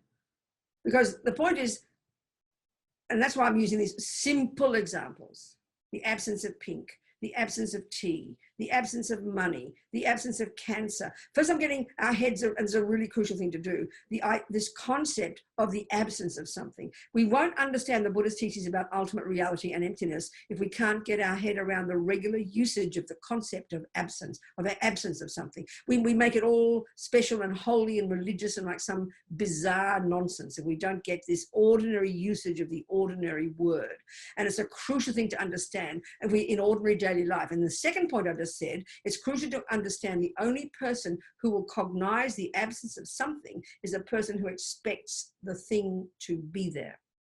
These are major things to understand, and all this is leading us to the conclusion. So, as I said, Buddha's saying essentially, this ignorance in our mind, this ego grasping, colloquial term for it, 1 billion% believes in the presence, in this case, here, of an independent, intrinsic, real, pointable, findable, from its own side, in and of itself, I. Our language expresses it. It's the central play in our mind, that word, isn't it? Everything is we see the entire universe in reference to I. We see everything in the universe in terms of what it will do for I. We'll see everything in terms of the I is the center of everyone's universe, and the word I related to the thought I. And then speaking precisely here, this ego grasping is causing us to believe that there is in there, is a piece in there that we will find, that is I, that owns a nose, that owns a cup, that does this, that is angry, that gets jealous, that is fat, that is beautiful. A simple way of saying it. There's absolute belief in the presence of that I. And very simply, Buddha says, sorry guys, not only will you not find that I, you don't need one. So let's do another little exercise coming from another perspective to get us to prove this is true. That we don't need this little boss. We don't need the mini me. We don't need the creator. It's the same for the Buddha in the big picture point of view. It's the same philosophy. You know, creative religions assert an external, an intrinsic, permanent, unchanging, pointable source for the universe, a creator. Buddha says it's just not on, it's not feasible. But not only there isn't such a one, he gives all his logic, but you don't need one. Sentient beings do fine creating our own mess and can do fine creating our own happiness. So the same here. We don't need a little boss. We don't need the little boss in here. So let's just look at an example, a little kind of analysis, a little exercise to show that we don't need a piece called I. So, okay, I'm holding a cup. It's the same example I use every time, simple example. I'm holding a cup in my right hand. Conventionally, without analysis, everyone can see that's a valid statement. It is I, and I am holding in my right hand a thing called a thermos, okay? So tick, tick, you look over here with your eyes, you hear the English words, you know the meaning of English words conventionally, and you go tick, tick, tick, check, check, check, she's right. You know, if I say I'm holding an elephant in my right hand, you'll feel sorry for me. So you've ticked the box and you realize I'm speaking the truth conventionally. Good enough. I said, even if we could have conventional reality, the world would be a blissful place, I tell you. Now, let's analyze this. Let's do the reverse IKEA. Let's say I've forgotten how to do this job. I've forgotten completely. I've had a stroke and you have to teach me again. You'd have to work unbelievably hard, wouldn't you? To get me to start to learn to eat, to learn to hold a cup in my right hand. You'd have to do, first of all, you'd have to establish for me, so I can get it really clear, all the bits of me that would be involved in doing that. I'd have to know that so I can train each bit to do its job. You'd have to, the pinky has a job and the left finger has a job and this one and the this and then the muscles and the ligaments and the things and the elbow. And I'd have to slowly train, wouldn't I, all these bits and pieces to force them to do their job, which now happens spontaneously because we've programmed ourselves. So you'd end up with a long list, would you not, of all the parts of Robina's body. There'd be hundreds of bits of Robina's body, all doing their thing, working beautifully together to have the simple action of holding a cup in my right hand. Now, what's the main player in here? This is the mind, clearly. I mean, this is a dead body, don't bother. So it's a mind. The mind is the major one. So what do I need? What are the pieces of my mind that I have to train? You have to tell me about. I've got to have ear consciousness so I can hear instructions. I need eye consciousness so I can see. I need tactile consciousness so I can feel all what's going on. I don't need tongue or nose, maybe. And then I need intention, the decision to do it. Attention, I've got to pay attention. Good memory, I've got to remember what you're telling me. There's millions of bits of my mind and there's millions of bits of my body, each of which precisely, I mean, it's detail. That's the dependent arising of Robina in terms of the bits and pieces that would all have to be working to simply fulfill the function of holding a cup in my right hand. So I hope we're communicating here. So now this leads to the question. So remember, each of those parts, think of this, each of those parts has its own specific job. Intention is the thought, I will do it. Attention pays attention. Memory remembers. You know, each part of the mind does its job. The tactile does its job. The ear does its job. Every bit does its job. Each finger does its job. The index finger is not going to fight with a thumb. Go away, you're doing my job. Each does their own job. Each piece all work beautifully to fulfill the action of holding a cup in my right hand. So now the question is this: what job is left over that isn't being done by all those hundreds of bits? What job is being left over for the precious part called I, which we think runs everything, which is already the answer? What job is left over that's not being done by all the other bits? What job is left over? In other words, what role does I do? What is the role of I? What job has I got to do? It should be left out. There's nothing there. The bits do fine. Don't need a bloody I. So tell me what job I would do. Come on, say them. Come on, ideas, please. What job would the I do in the job of holding a cup in my right hand? What job would this I do? Any suggestions? Keep Well, I'll from tell you. dropping it. Good, go on, say something. Who are you? I can't see you. Where are you? Don't drop it. Okay, that's good enough. Very good. Well done, Alison. Keep going. What job would I do?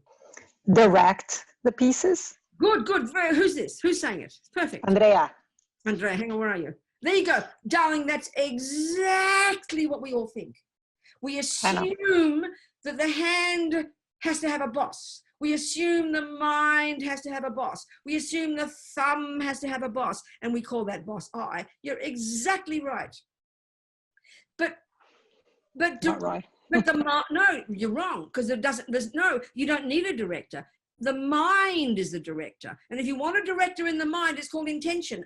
Every second intention is there, and it's saying, I will listen, I will do this, I will move the thumb, I will move this. If you want a boss, it's called intention, and intention is a part of the mind. We're looking for a piece that isn't the mind and isn't the body, because that's what the I would be. The I would be a separate piece. And we believe that's exactly right. And Buddha says, no, if you do this analysis, you will find there's no job left over. So the I doesn't have a job because there is no I. We've made a piece up. It's an embellishment. That's what we've got to try and understand. It's a bit scary to us, because the I is the thought we have most. It's the most emotion. How dare you say that to me? I'm hopeless, I'm ugly, I'm fat, I'm this, I'm thin, I'm this, I want this, I don't want that, I'm depressed. It seems to run the universe. We're so used to thinking this I, but we're giving it more status than it's got. We're giving it more status than it's got. It's an embellishment. The I, there is an I here, but not what we think is the way to put it. You know, the I we think is there isn't there. It certainly ain't separate, and it certainly ain't independent, and it ain't the boss. You don't need a boss. The mind is the boss. Intention is the boss. If you want the boss, intention is the word karma, and the first step in every single tiny thing is intention. Everything flows from there. So you want a boss, it's the mind, and which piece of the mind? Intention. But they all exist interdependently. You can't have one bit. You can't have a little finger on its own in isolation. It's got to depend on the other bits. Every bit works interdependently. You can separate a finger, but in the end they all work together. But there is no piece that's separate from them called I. But that doesn't mean there's no I, even if you don't find one, because the conclusion is it's a dependent arising I, as Lama Zopa says. And that's the part that's hardest to get. So it's never nihilism. In other words, another way of putting this, and this is in the Heart Sutra, it's very delicious, in the Heart Sutra. In the Heart Sutra, basically, Buddha's, well, not basically, excuse me. Buddha's listing all the categories of phenomena that make up the universe, according to his view of the universe. And basically, he lists them all, and we've got to go through all of these in detail and discover how each of them within emptiness doesn't exist, is empty. So we know in there, it says, the first one it mentions is the 5 aggregates, and the first of those is called form, and that's roughly speaking the physical. So the statement says, form is empty. Form is empty. Emptiness is form. Then it says, emptiness is nothing other than form, and form is nothing other than emptiness. So when we get this, we'll understand it's the two truths, and it means you can never be nihilistic. You can never make the mistake of nihilism. What happened? Oh, here we go. Let's look at this then. Let's look at this. Let's look at this. This is why it's so important when I first talked about the word emptiness. When we hear it, we hear nothingness. And this is utterly not the meaning. This is a crucial thing to get. Emptiness does not mean nothingness. This is the point. It's the lack of something. It's the absence of something. It's not nothing. And a good example of this, let's say Don has his bank account and he believes there's $5,000 in it and he's convinced there is, because he's just going to check in and come on the pilgrimage with me, which probably won't happen now because of all the dramas, but never mind, let's pretend. And he wants to pay his fee. And he knows there's $5,000 in his bank account. He's completely convinced, of course, he saved it. And he looks in the account. Now, this is a good analogy for nihilism now. And what's written is zero.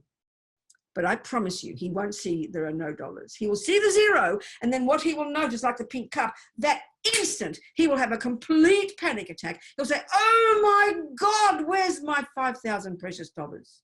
Won't he? So what is the phenomenon he just cognized? It's called the absence of $5,000. What is the phenomenon that Don saw on here when he had bad eyes? When he fixed his eyes and his black appeared to him, but he saw what he thought was there. He panicked. When he expected pink, he saw the absence of pink. He expected pink, but he saw the absence of pink because his eyes are fixed. When he looks at his bank, he expects $5,000, but he sees the absence of $5,000. Now, this is a really clear example of how it's emptiness doesn't mean nothingness. Now, zero is nihilism. Zero is no dollars. You chuck out all the dollars and there's nothing left, and that's nihilism. That's what we think of emptiness. No, look what Don sees. So I cognize, if he asks me to look in his bank, I have no expectations. I have no thought of what will be there, and I see the truth, zero.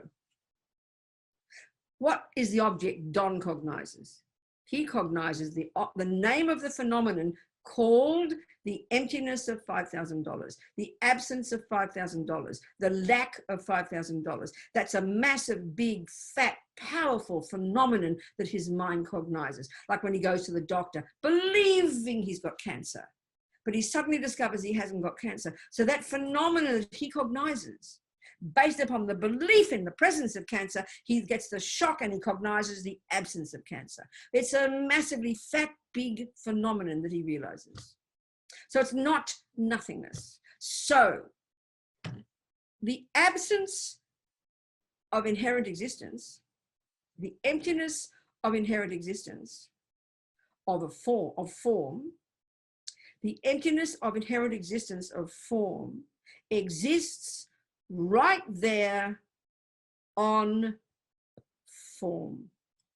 So there is form is empty of inherent existence. So form is empty of inherent existence. Then he says, Buddha says, an emptiness of inherent existence is form. Form is nothing other than emptiness of inherent existence of form, and emptiness of inherent existence of form is nothing other than conventional form. In other words, you can't have emptiness of inherent form without form, and you can't have form without emptiness of inherent form. You cannot, so in other words, where if there were $5,000 in that bank, where would the $5,000 exist? In the bank, right? So he discovers the absence of $5,000. Where does the absence of $5,000 exist? In the bank, right where he expected them. If I think there's $5 in my pocket and I put my hand in, I go, oh, I just discovered the absence of $5,000. So where would $5 exist? In my pocket. Where does the absence of $5 exist? Right there in my pocket. So form, in conventional form, is empty of inherent existence. And wherever there's the empty of inherent existence of form is right exactly where conventional form is. The two truths. You cannot have one without the other. And that's why Tsongkhapa's teaching, Buddha's teaching on dependent arising is the most potent, perfect way to never fall into the abyss of the great mistake and to realize emptiness properly. Of course, we have to think about all this stuff. All I'm going to do is saying it, put the imprints in, you know. And we have to think about it in meditation. I'm sure the penny will drop one day. Even first intellectually. I mean, I'm only saying intellectual words. I'm saying words here. But the words have to be coherent first. That's already powerful. And then slowly, slowly, it triggers the experience. That's what we have to look forward to. So any questions? Any questions? I have a question, if I may. Talk to me. In absence of I, when we form opinions, who has the opinions? You do. the conventional you, dependent arising you. There's no intrinsic you. And that's the word you've got to get used to. There is a you, but not inherent you. So saying there's no inherent you is not saying there's no you. That's chucking the baby out with the bathwater. So when you have an opinion, that's why Lamas over, when you see some of his prayers, they'll go, I dedicate all this merit, which is not existing from its own side. The I that doesn't exist from its own side. You've got to always preface I with dependent arising I, dependent arising this, dependent arising that, empty this, empty that. So you say the word I, but you learn to understand that it means dependent arising I, not the intrinsic I. We have to get used to that. So of course you have the thought. You exist, darling, and you go from life to life. But it's a dependent arising I, not an intrinsic I. So the difference is there is an I, there is a cup, there is a toilet, there is good, there is bad, there is enlightenment, but not from its own side. They're the words we've got to get used to. So saying there's no I doesn't mean there's no I. It means there's no intrinsic I. And there is a dependent arising I. Do you understand, darling? Yes. Good. Thank you. Thank you very much. Just got to get used to using these words, Like Thank all you. these. Yeah. Who else? Questions, sweethearts? Any other questions? Hi, Where are you? Andrea. Good, Hello again. I love your analogy with the $5 in the pocket. Okay, good.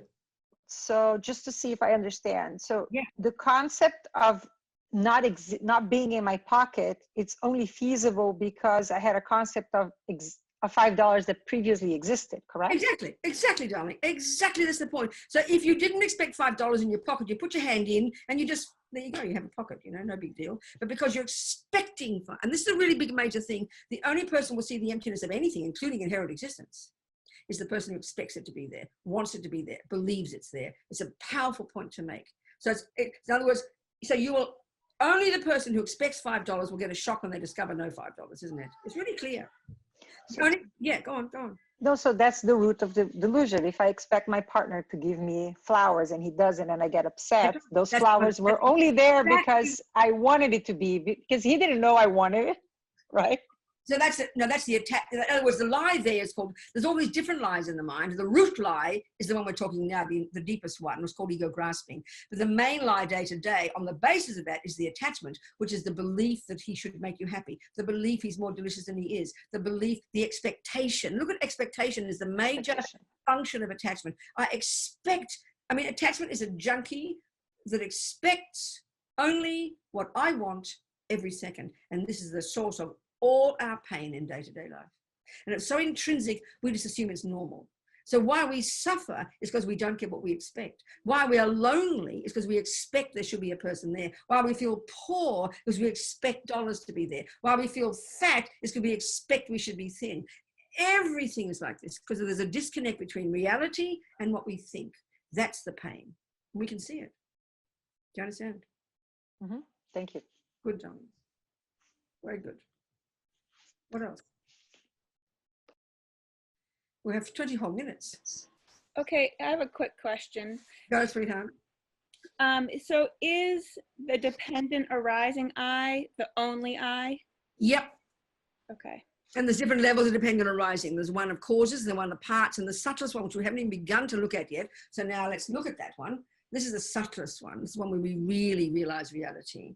And this is that there's the I that exists, or everything that exists the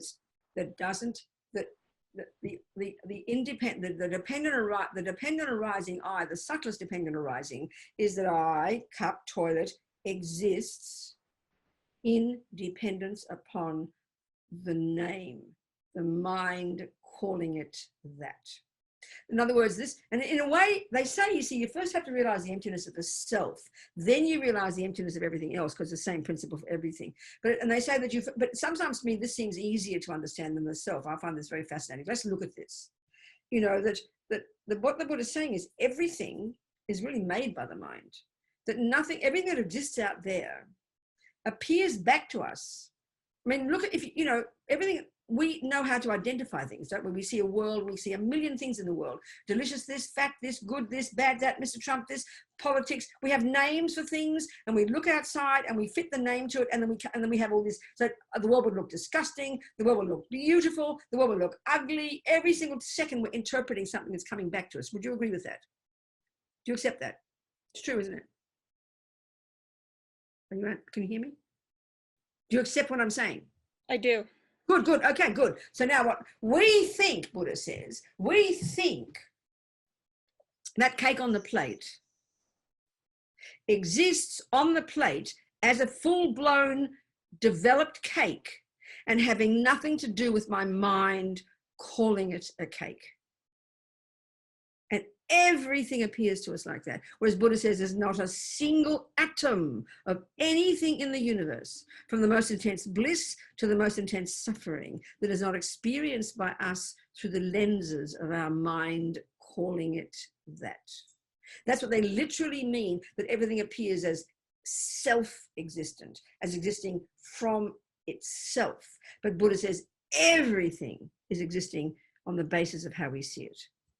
There's not an atom of anything there that isn't coming from the mind. But that doesn't mean there's no cake.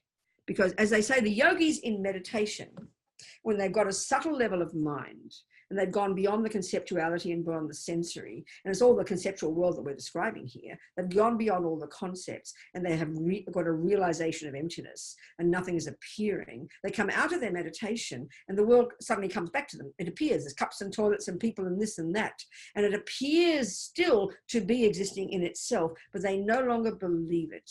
They know it's merely labeled. They know there's nothing intrinsic in the cake. There's nothing intrinsic in the person. But that doesn't mean there's nothing there. If a person punches them in the nose, they won't confuse it with a kiss. They're not stupid. A kiss is a kiss is a kiss. A cup is a cup is a cup. Things do function according to how we establish them, but not from their own side. So what we have to do is put together the seeming contradiction between saying there's nothing from the cup side that makes it a cup, and yet there still is a cup and it will hold your tea, baby. So these two we have to put together. Because as soon as we hear there's no cup from its own side, we think there's no cup. And then as soon as we hear dependent arising, that there is a cup that does exist independent upon this and that, we over-exaggerate that and we grasp at it and go, oh, thank God there's a cup after all. So this over-exaggeration of this ultimate, of the two truths, the conventional, the mistake here is to over-exaggerate, to embellish the reality. And this one is to under-exaggerate. So we've got to put these two truths together. They both come to the same thing. So the ultimate way, the final dependent arising, is nothing exists separately from the mind that calls it that. That's the way to say it. Are we communicating here? Mm-hmm. Okay. I forget what your question was, but that was the answer. Okay, thank you. Good, darling. Anybody else, please? This is the subtlest meaning of dependent arising. Such that when we've got this one, and this finally is the one when I said about Don, the simple example for Don.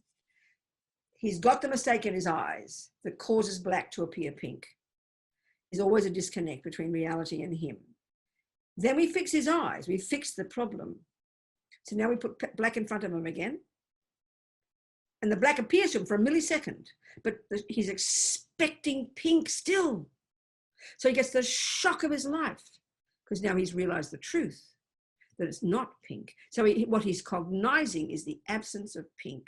Then he will realize the presence of black. There's a simple conventional example of the two truths. You realize the absence from the side of the thing, there's nothing there. And that's His Holiness says that's the real premise. You will not find the I there. You will not find a thing called I in here. But then you realize the dependent arising I, the merely labeled I. And that's the premise that Buddha says, that you won't find an I if you search, but that's not enough. That's nihilism. You then will, in other words, again, as His Holiness said, the I is not empty of inherent existence because you can't find an independent I. You can't find an independent I, but that's not the main reason, not the main premise. The main premise is because it's dependent arising. These are the two truths together. So as Lama Zopa says, when we've realized the emptiness of the I, it's as if there's no I, but there is. But what does exist is so subtle, it's as if it doesn't. And these are the perfect way to put how, because we can't realize that yet, but to hear it puts this powerful relationship between these two extremes. What are two extremes for us, which are the two truths, and they come together. So form is emptiness, emptiness is form is exactly the same as this. It's the same. You've got to have the two truths together. Then you'll never fall into the abyss of the mistake, and you'll never fall into the other extreme of concretizing, externalizing things. You know? Any questions, people? I have a question. Yes, John. So as you, I'm saying you, as you understand both truths together, yes, how do you engage in the world in a way that you feel is most helpful? Oh, you'll engage perfectly. You'll be blissful, radiant, clear, joyful, loving, compassionate. You'll understand exactly how everything is. Nothing will disturb you, and you'll be infinitely compassionate and marvelous and wise. That's even without compassion.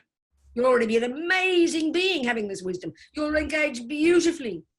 You'll be the best person in the universe to engage with. And then you add compassion to the mix, and you become a bodhisattva. Wow, what a person. You engage. The two truths demand that you engage perfectly. The nihilistic understanding of emptiness, you would not want to engage. You become depressing and horrible. And the other one, if you've got the eternalistic view, you grasp at everything as all divine and gorgeous and go up and down like yo-yo. But depending on arising the two truths, you've got everything in order. Everything is perfect. You completely know there's no cup from its own size, but your cup holds your cup of tea, baby, and it does its job. Relax. You understand? Thank you. Yeah. Good. All right. What else, people? Questions? Points to bring up? What? 10 minutes. Anyone else? Something to say? Huh? Nothing? I have a question, Venerable. Good, darling. Wonderful. Good, sweetheart. Could you just speak a little bit about how we can correctly identify what we're calling the independent I, so that we can then correctly identify the dependently arisen I? Well, that's the job. As Lama Yeshe says in his Mahamudra teaching, when you finally realized exactly what you think the I is, then that second you'll realize it's emptiness. So that's the job to be done. That's all the work. That's the hard work. That's the job. Realizing that's the analysis we have to do. You know, first of all, establishing what, if it were existing from its own side, what were existing separately, what it would be, and if it weren't exist, and as oneness with or separate from, all that analysis is, and when you finally, in other words, listen to this one, a simple example again, simple example. I tell you to please go and get my glove. I left it in the cloakroom, and there are 47 gloves there, you know. Now, if you don't know what my glove looks like, what color and what shape, you can look for 47 million years. You will never, ever, ever either find the glove or ever be certain that my glove isn't there, would you? Because you haven't identified the object you're looking for. But once you know exactly the glove that you're looking for, you will find either the glove and give it to me, or you will know with absolute certainty the absence of that glove. You'll be certain. So that's the job to be done. That's the work. And once we've established exactly what we think the I is, then we'll realize its absence. That's the point. And that's the analysis we have to do. So, I mean, lots of examples in daily life. I mean, the fact is, attachment and anger, for example, depression and anxiety, which are the things we're very, very in touch with, you know, they're all driven by ego grasping, because all of them, you see, ego grasping, they're all driven by fear. They're all the flavor. Fear does not have a status in any of the states of mind in Buddhist psychology, because fear is the character of all the neurotic ones. It's the root, it's the absolute main flavor of ego grasping. It's like, mostly ego grasping is like, I think in the West we call it instinct for survival. when you're nearly attacked or murdered or freaked out, or your boyfriend leaves you, and the I rises like a sleeping lion, and there's complete panic of fear and disaster. That's the symptom of the grasping. The fear is the symptom of it. So every time you feel anxiety, that's a symptom of grasping at I. Every time you feel attachment, that's a symptom of grasping at I. Every time you feel anger, all the delusions are the symptoms of this root one. So there's opportunity all day to be seeing, you know. And that's why it's lovely. I'll finish with this lovely story of Lama Zopa Rinpoche. He's a Sherpa, okay? And he was recognized as a very little boy. I'm supposed to do his biography, and I better hurry, you know. I'm getting old, but it'll happen eventually, maybe. But I interviewed a few people already, and I've interviewed his sister. She's like nearly getting on for 18 now, and she's been running Lama Zopa's cave up there because he was a reincarnation of a previous yogi. The Laudo Lama, the Radish Lama. I think he moved in, the previous Lama, Kunsang Yeshi, was a Nyingma yogi, and then he moved into his cave where they used to store the radishes, and he pulled the radishes out and he moved in, you know. So he got known as the Radish Lama. Anyway, Lama Zopa was recognized as a little boy, as his reincarnation. So when he was about 8, he was up in the mountains, way up above where he was born. Already that's 4,500 meters up above Namche Bazaar, where his cave was from the past life. And he was in this other monastery, or with a manager, a monk who was his manager, because he'd been recognized as a reincarnation. So there was a big river, and there's very turbulent rivers up there, I tell you. We do a trek up there every year. We raise money for Lama Zopa's cave up there. This year we won't be doing one. Well, it's in October, but who knows, probably not going to be. Anyway, there was this big river, and he saw these weird looking people on the other side of the river. Here's the advertisement. But it's not going to happen probably in October. A few people are booked up already, but who knows what will happen. And my friend Marcel in Kathmandu said very few coronaviruses in Nepal, interestingly. Not really bad. Anyway, never mind. So he was up there, and he saw this massive, and there's these weird looking people on the other side. He was about 8 years old. It was in 1952. And they had straw colored hair, pale eyes, clearly white people, okay? He's never met white people before. So he really wants to meet them. So he brings a little bowl of potatoes, because that's their staple, the Sherpas, and you can't go empty-handed. And he's walking across this really rickety bridge, and they don't have sides, you know, and he falls in the river. Well, of course, they don't teach them swimming up there. So the little boy's drowning. And this is how Rinpoche told the story. This is years later. And he said, the head, not my head. The head kept coming to the surface for air. He saw his manager having a panic attack running on the bank, you know. And then he said to himself, because he can't swim, right? And there's this turbulent water. And then he said to himself, the thought occurred to me. The person known as the Laudo Lama is about to die. And then he said to himself, I didn't know anything about emptiness, meaning in that life, he's 8 years old, he's had no time for teachings. But he said, there was no fear.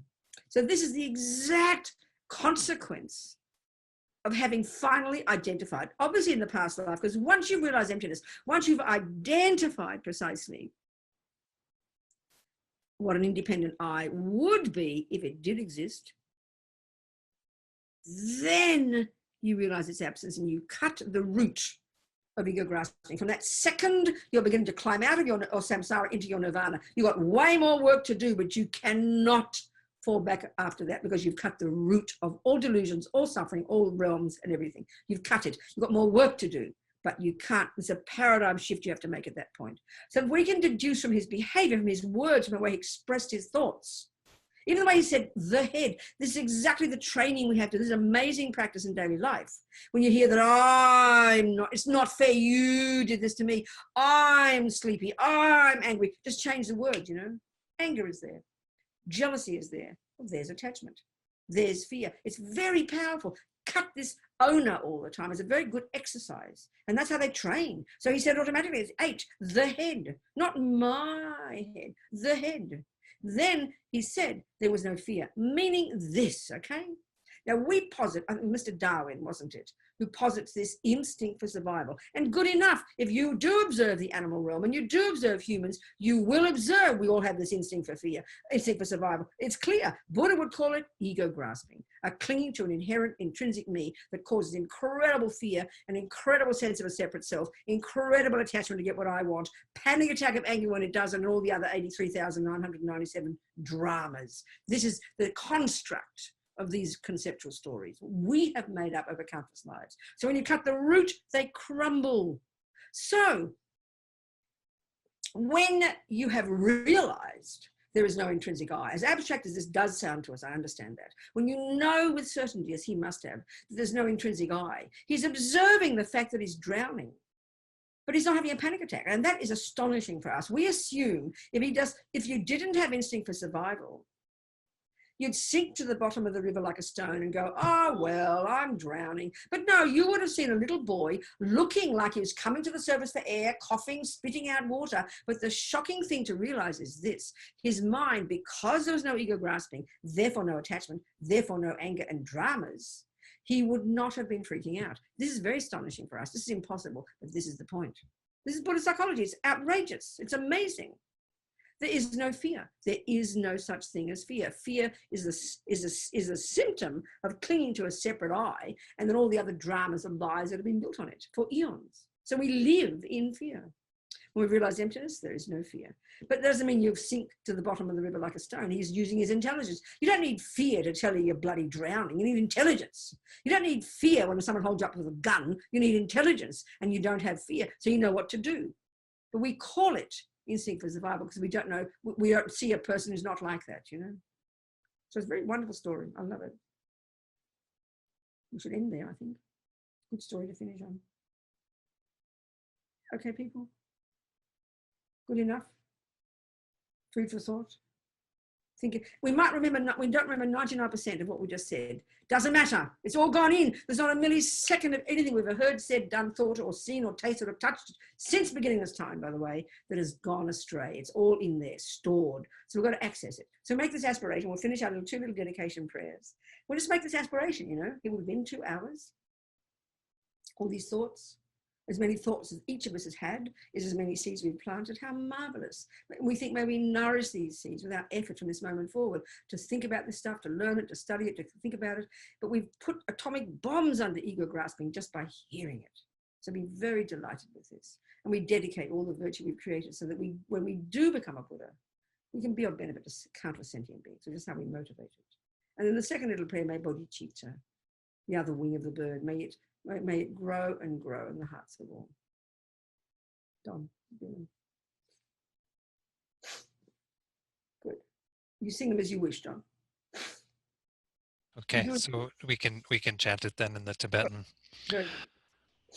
Gewadi nyurdu dak lama sangye Drukyurne doha chikyang mahalupa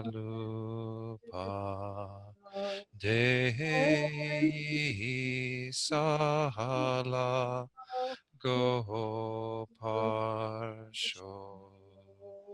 jangchob sem chagrim poche ma ke panam ke gyurchik ke wanyam pa me payam gong ne gong du pelwar sho.